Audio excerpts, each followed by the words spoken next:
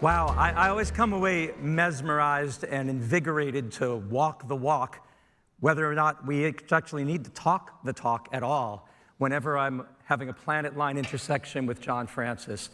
I'm T.H. Culhane. I'm a National Geographic explorer brought into the Nat Geo family in 2009, and the first person I met when I was brought from Cairo, Egypt to tell my story in Washington was John Francis, and he so inspired me that now, all these years later, I'm a professor at the USF Patel College of Global Sustainability and director of the Climate Mitigation Adaptation Program.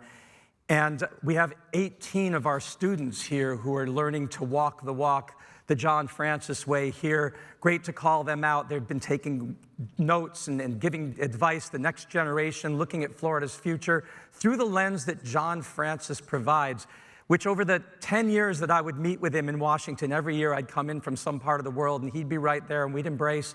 And he gave me this perspective that we're all planet walkers walking these planet lines, whether we're two-legged walkers or four-legged walkers or no-legged walkers, swimming, flying, whether we are winged walkers, or whether we're ambulatory in wheeled walkers, whatever it was, we're all just walkers creating these planet lines. And that had such a profound influence on me that when I got the call from John to be a part of the FWC Corridor Curriculum Project, where we and our students are creating a curriculum which we hope will evolve to be truly of the students and teachers and communities, by the students, teachers, and communities, for the students and teachers and communities, taking all of our neighborhoods and putting them into a gamified VR three-dimensional map where you become the bear, you become a member of M34's family, you become the panther, see and walk through their paws, through their eyes, and then you turn into, and we demoed this at the I-4 under the undercrossing.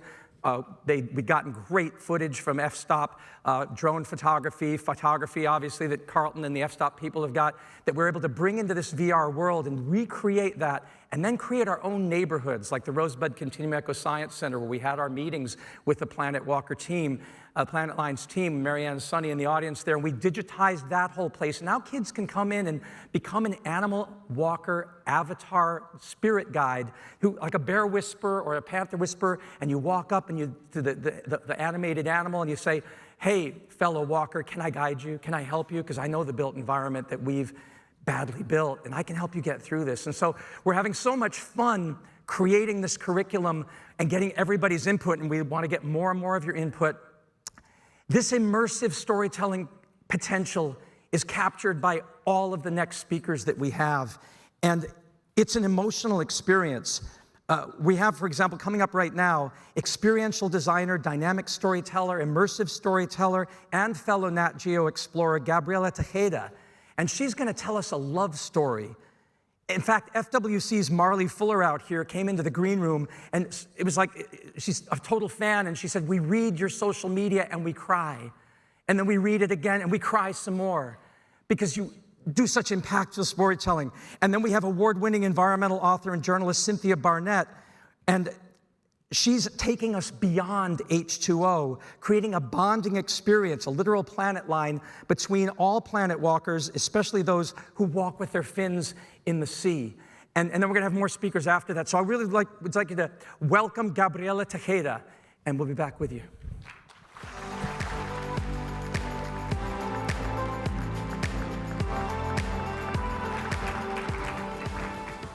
Good morning, everyone. Thank you so much for having me here. I am thrilled to be here. I'm going to start off with a little bit of interaction. Go ahead and raise your hand if you have ever been in love. Yeah. Love is a wonderful thing. I myself am super in love. It's been about 3 years now, and my friends, my family, everyone's super skeptical. But I said, I don't care. I'm going to dive right in. And so I did, and I have not regretted a single day since. But I am not talking about a man. I am talking about the Everglades. And today I want to tell you a bit about how that love really came to be. I was studying at Boston College, biology and English, and people usually give me a funny face when I say that, but if you think about it, science is most effective when it's communicated well, right? And just before graduation, the pandemic hit. So I had to move down to Sarasota with my best friend, and eventually I moseyed my way to the Florida Keys for an internship in marine conservation. And the whole time, those 6 months, I just kept thinking, I really want to do something more creative in the conservation space, right? My background is in art, so I'm a classically trained violinist, and I was an actress in theater, and I was a painter. So I was trying to figure out how to get more of that creative work into the conservation space. But in the meantime, I started leading eco tours into the Florida Bay, which is an Everglades estuary, and that's really where my crush began. And the most rewarding part about that job was seeing people realize that the Everglades wasn't just a buggy swamp, right? It could be blue water and seagrass prairies and mangrove islands and crocodiles too. And eventually I started a job with Florida Bay Forever, which is a local nonprofit. And at the same time that I got that job, I actually got into an externship program with National Geographic and the Nature Conservancy. And the idea was to identify a marine conservation issue in our local community or in our region. And having worked in that field, I knew the story that everybody was going to tell. And I didn't want to tell the same story. I wanted to find an unexpected character and do something different. So that ultimately led me to my first big date with the Everglades. And let me tell ya, it was a hot one. Yeah. I told the story of fire and water. Two lovers who would run across the Everglades together to help restore and revive the landscape and the surrounding marine environments. That is, until humans came along, and with their development and their land fragmentation, they pulled these two lovers apart. And so now, in order to avoid a tragic Shakespearean ending, there's fire specialists and fire ecologists who are working to bring these two lovers back to one another. So one date with the Everglades led to another date with the Everglades, and then eventually I had the date.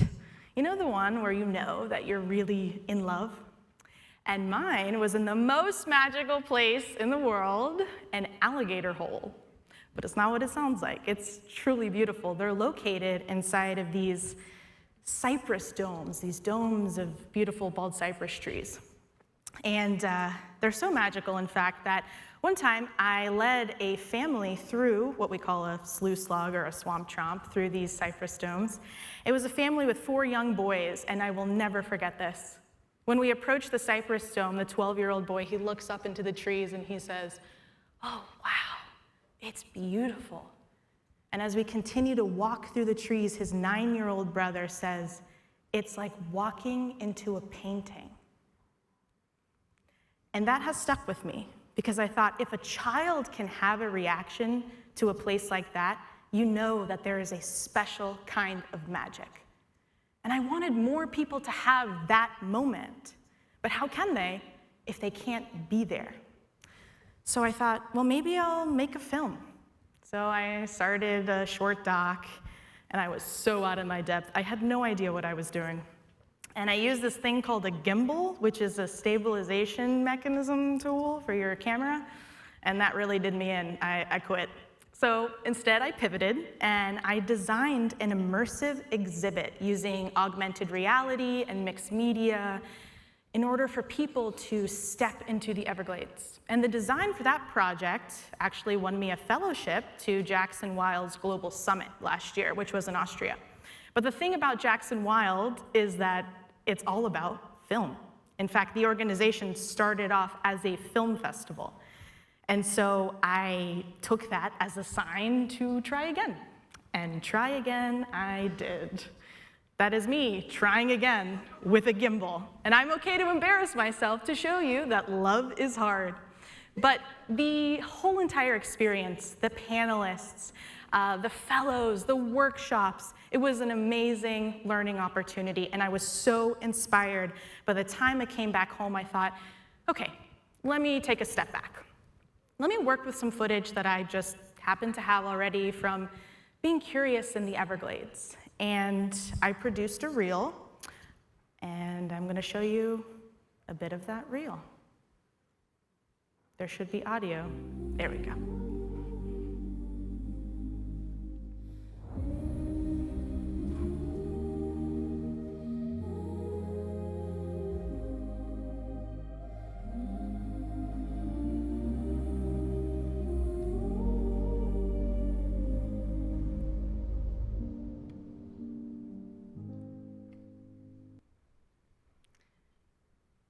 And then thousands of comments began to pour in. Beautiful, they remind me of my grandparents. Looks like me and my husband on the couch, like two old people who'd been married for 50 years. This made me cry. So beautiful, it made me tear up. And I realized people were connecting to these characters. They were connecting to the owls, characterizing them, comparing them to themselves, to their parents. They talked about how they felt when they watched the reel. They felt the peace, the serenity, the beauty. They were experiencing the cypress stone through its characters. And you think, how can that be? I mean, it's just a quick reel, right? Well, there's some elements at play here that are really important. One of them is music. Music shapes emotional response. It is the tone and the voice of your film. When your brain perceives music, the part of your brain that stores memories, that processes emotions, it lights up. You are connecting. There's also a visual element. And filmmakers will use, there's rules in composition and things of that nature, but I really want to point out the slow motion. You'll notice now when you watch nature films, a lot of things are in slow motion. It pulls focus to your characters, it creates a sense of suspense, absolutely. But the reason is because when your brain sees something in slow motion, the natural curiosity is triggered because it's perceiving something that's happening outside of normal perception. So you get really curious. And when you manipulate these elements, you can elicit a very powerful response in your audience. So when the world saw 4 of the hottest consecutive days on the planet this past July, the only story in the Florida Keys that was being told was one about corals. And I thought, how can this be? I mean, the Florida Bay, this Everglades estuary, is experiencing the same thing, and nobody's talking about it. I'd heard whispers of fish kill and seagrass die-off, but no one was publicly talking about it.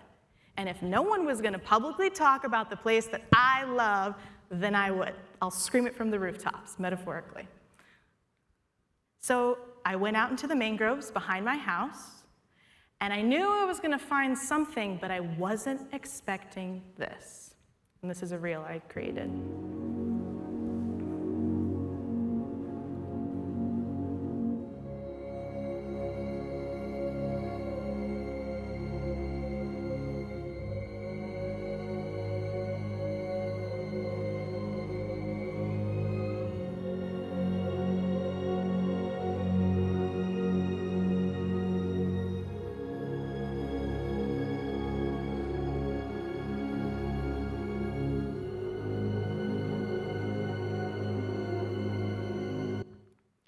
Thousands of bleached anemones, in case you didn't know what those were. And again, the comments began to pour in. This hurts my heart.